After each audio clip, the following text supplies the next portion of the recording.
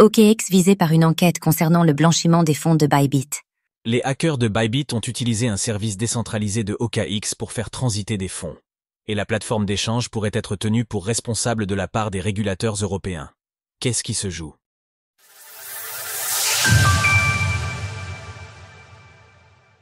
OKX utilisé pour transférer une partie des fonds de Bybit. Pour rappel, OKX propose un service appelé Web3 qui met à disposition de ses clients une plateforme d'échange décentralisée, DEX, ainsi qu'un portefeuille auto-hébergé. Si la plateforme existe sous l'égide de OKX, elle est cependant autonome en termes de fonctionnement et la société n'a pas le contrôle des portefeuilles qu'elle propose. C'est pour ces raisons que les hackers de Bybit, le groupe Lazarus, ont fait transiter une partie des 1,5 milliard de dollars par ce service de OKX. Au total, 100 millions de dollars de fonds volés sont passés par le DEX d'OKX, avec des montants qui ont été détaillés par le PDG de Bybit, Ben Zhu. Bybit avait noté le travail de communication de OKX qui avait fourni la prochaine destination des fonds. La plateforme a en effet singularity nette dans la limite de ce que ces services pouvaient fournir en termes d'informations, mais cela pourrait ne pas être assez, selon les régulateurs de Bruxelles. Bruxelles se penche sur le cas OKX.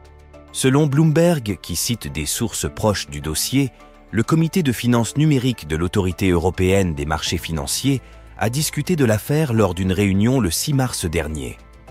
Elle souhaiterait évaluer quelle est la responsabilité de OKX en ce qui concerne le transfert des fonds volés à Bybit.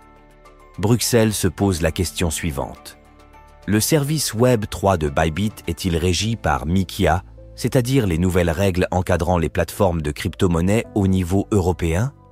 Si c'est le cas, Bybit pourrait être sanctionné, voire perdre sa précieuse licence, obtenue en janvier dernier. Théoriquement, les plateformes entièrement décentralisées sont exemptes des règles de MiCA. Mais les régulateurs européens pourraient faire une exception pour OKX.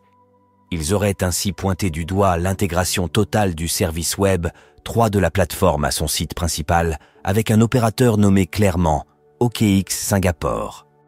L'accusation a déjà été rejetée par OKX, qui balaye d'un revers de main cette interprétation dans un email envoyé à Bloomberg. Les affirmations qu'OKX procède à du blanchiment de n'importe quel type de fonds sont fausses et absurdes. Nous avons aidé Bybit à pister les adresses de portefeuille et à les bloquer le cas échéant.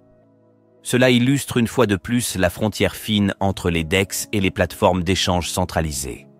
Le cadre légal est en effet encore peu habitué à traiter des plateformes fonctionnant de manière autonome, comme on l'a vu avec d'autres affaires, incluant notamment les mixeurs de crypto-monnaies. Retrouvez toutes les actualités crypto sur le site cryptost.fr.